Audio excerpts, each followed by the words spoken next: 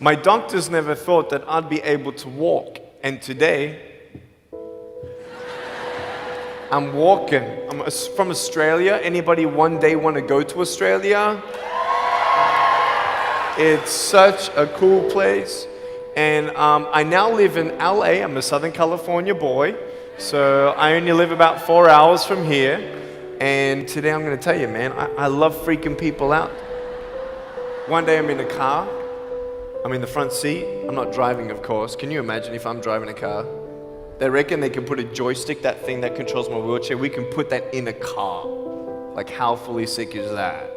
Like, imagine if I get pulled over by the cops. Can I have your driver's license, please? Yeah, but it's over there. You're going to have to get it. Imagine if I'm in big trouble. Put your hands up. Get out of your car.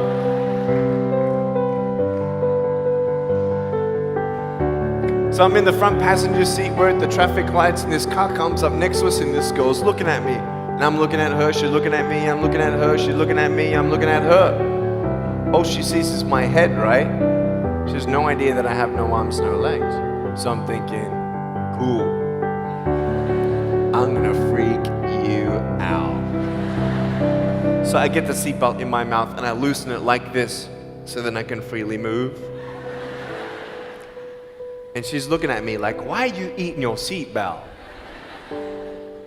So I pull it, the belt is loose, I can move.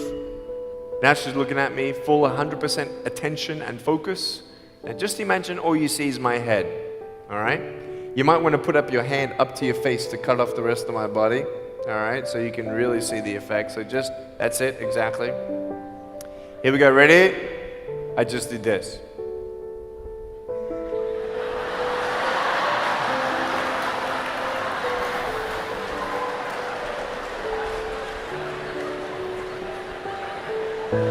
And her face, man, she was like, she nearly ran the red light, man. It was so good. My parents always said, Nick, you don't know what you can achieve until you try it.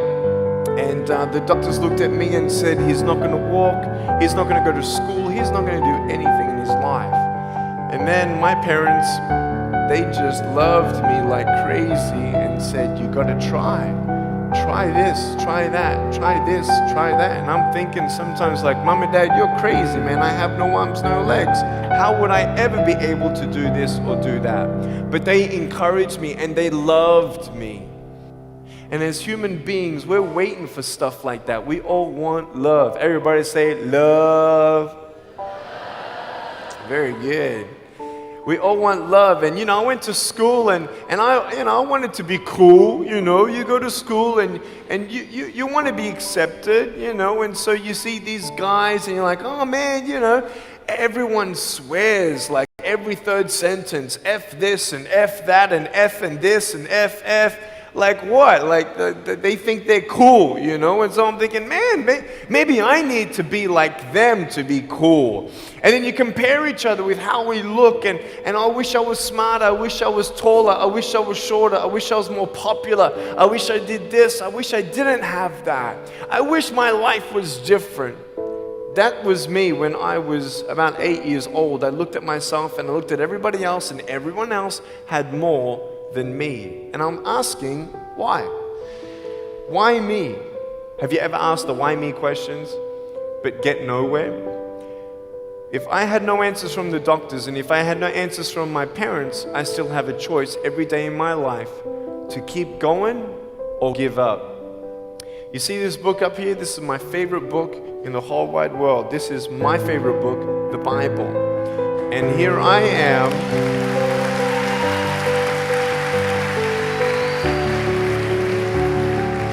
And here I am, and for me, that's my full potential in all that I can be here on earth. And so encouragement takes me closer to all that I can be, and discouragement takes me away. You see, it only takes 3 seconds for someone to tease me when I was at school and just say, you're ugly. You can't do this and you can't do that. And some of you thinking like, man, seriously? You had kids picking on you? Like, how heartless are those kids?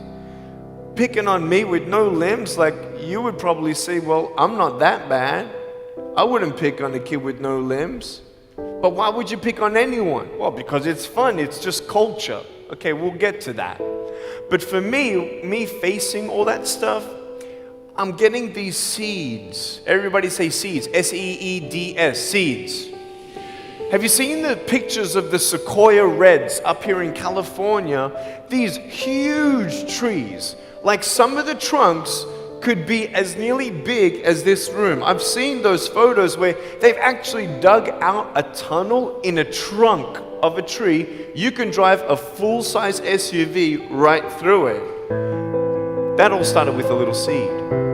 If you leave a seed of lies in your heart and in your mind and you don't know the truth, if you don't know the truth, you will die with the lie. I started dying because I started believing what I was told. I want you to know the three things that I needed to come to in my life is the truth of my value, the truth of my purpose, and the truth of my destiny. I want you to know something.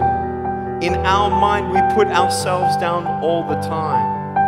I want to ask you today, do you think I'm cool enough to be your friend? But I don't swear, I don't use the F-bomb. Am I still cool enough to be your friend? But I don't tease people. Am I still cool enough to be your friend? But I have no arms, no legs.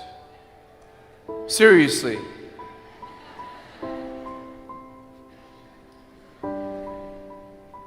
You would be my friend even though I have no arms, no legs. So you're telling me it actually doesn't matter, right? If it actually doesn't matter for how we look, then why do we tease each other for how we look if it actually doesn't matter? Why is it that we look ourselves in the mirror and we see ourselves, well, we're having fun. Oh yeah, man, we're just part of culture, man. There were 12 people one day teased me, taking me away from my hope. 12, 11, 10, 9, 8, 7, 6, 5, 4, 3, 2, 1. Don't worry, I won't fall off because if I did, I'll break my arm. But 12 people teased me one day, and I can put a pretty brave face on, but cry on the inside. For real. Oh, it doesn't hurt. Yeah, it hurts. There was this one bully. I became his target for 3 weeks. And every time I go by him, I was 13, he was 17.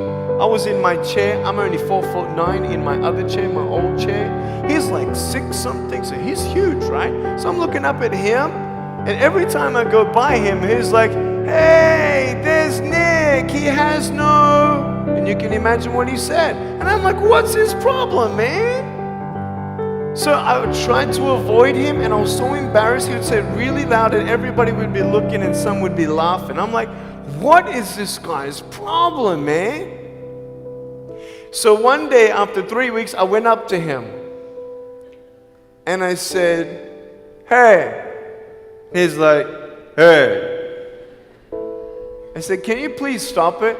He said, stop what? I said, stop teasing me. He said, what are you talking about? I said, every time I walk by, you say that stuff. He's like, what stuff? He didn't know how to take me on. So I'm looking at him and said, nah, man. Every time I walk by, you say exactly this, and I want you to stop. I forgive you, but stop it. He's like, oh, is that hurting you? Now, I could have said, nah. Or I could have said, yeah.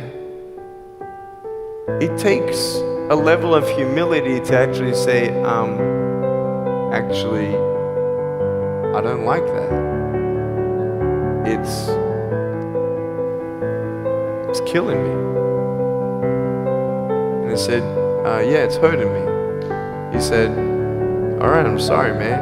I was just, playing around. I said, give me a hug. He said, what? I said, give me a hug. He was like, all right. So I gave him a hug. I'm a hugging machine. We made the Guinness Book of World Records. 1,749 hugs in 1 year. We did it last year. My arms fell off, all right? The scary thing about hugging so many people is that anyone can just pick me up and take me home, all right?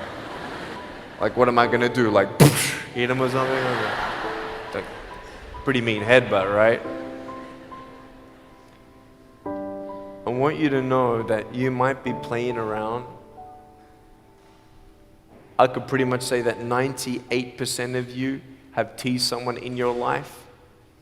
I tried to commit suicide because of people who thought they were having fun, not knowing the hell that I was going through. The people you're teasing, what if the person you're teasing is the person who's thinking of committing suicide?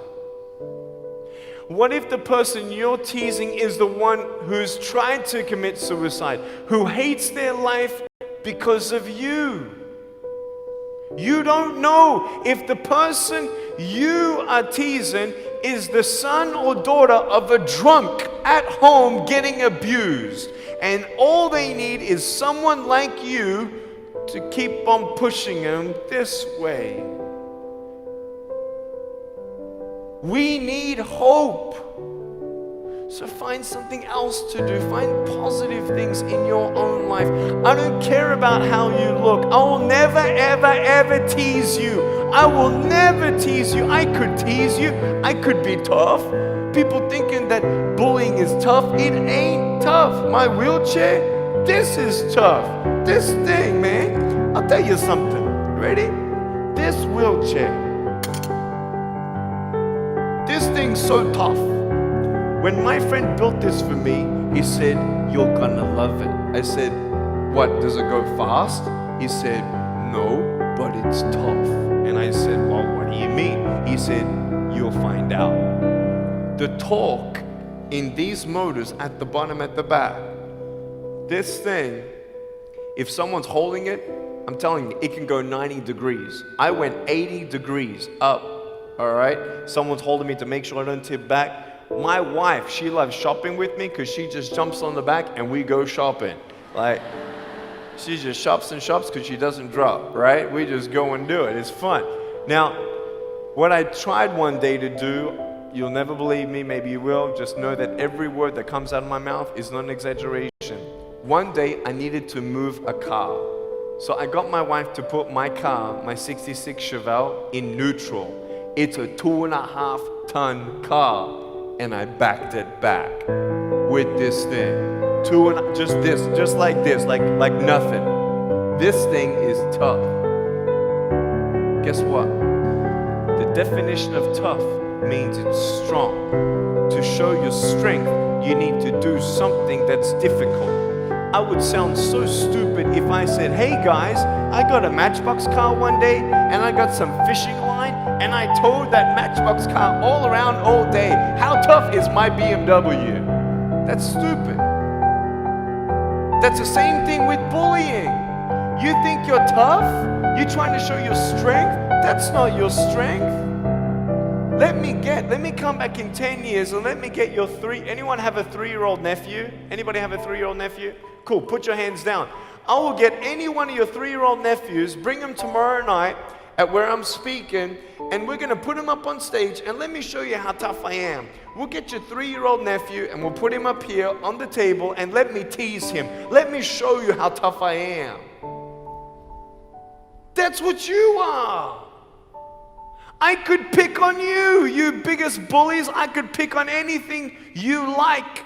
Any singer, any music that you like, I could tease you. I could tease your family. I could tease your friends. I could tease about the movies that you think are really cool. I could tease anything about you. I could tease you about your nose, your eyes, your teeth, your chin, your hair, your ears, your elbows, your knees, your whatever, man. I can tease you about anything. It ain't hard, just like you can tease me. You want to know what tough is? Go to the people you teased and say sorry. You want to know what tough is? Go up to the people who still tease you and say, "Hey, stop it. I forgive you, but please stop it." That's tough. I want you to know something, the truth of who you are. I don't care what job you get. I don't care. I don't care how smart you are, everyone. I don't care. I don't care. I love you and I believe in you. I don't care if you end up being a janitor in this school. I'll tell you why. Because the janitor in my high school inspired me to be a speaker. He changed my life. He said, you should be a speaker. You know what I said? You're crazy. He said, no, really, you need to be a speaker. I said, stop it, man. 4 months later, he twisted my arm, and I said, yes. I spoke in front of 10 people, then another 10, then another 10, then I found myself in front of 300 sophomore students. And 3 minutes into my speech, half the girls were crying, and one girl in the middle of the room started weeping, and she put up her hand and she said, I'm so sorry, can I come up there and give you a hug? And in front of everybody, she came up and she hugged me and she cried on my shoulder and she whispered in this ear, thank you, thank you, thank you. No one's ever told me that they love me. No one's ever told me that I'm beautiful the way that I am. It was because my parents told me that I was beautiful that I'm still here. Some of you don't have those parents, and that's why I'm here. I love you and you're beautiful just the way you are. Never, ever give up.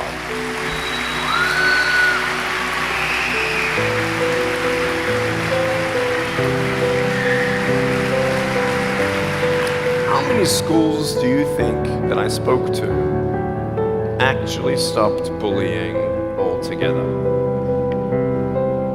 Okay. Whoever said one, you were correct.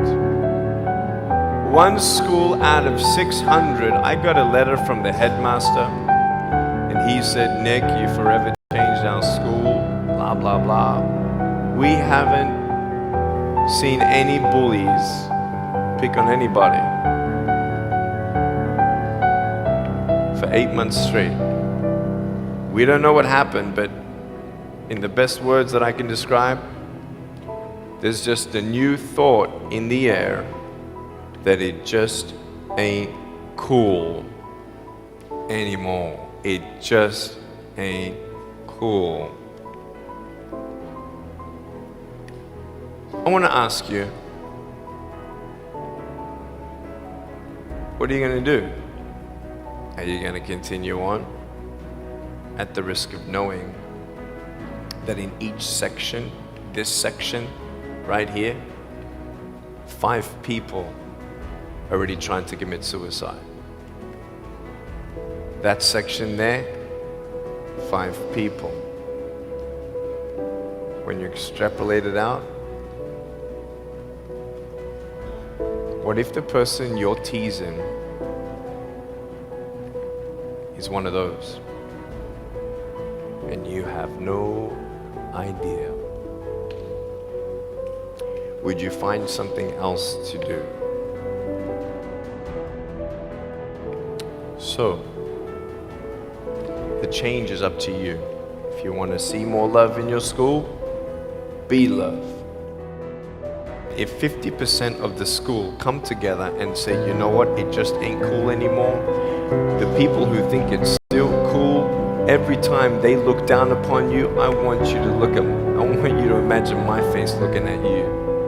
Because I'm telling you, everyone you're teasing is my brother and my sister. And you're my brother and you're my sister. And I'm asking you to stop. Love yourself a bit more. Love each other a lot more.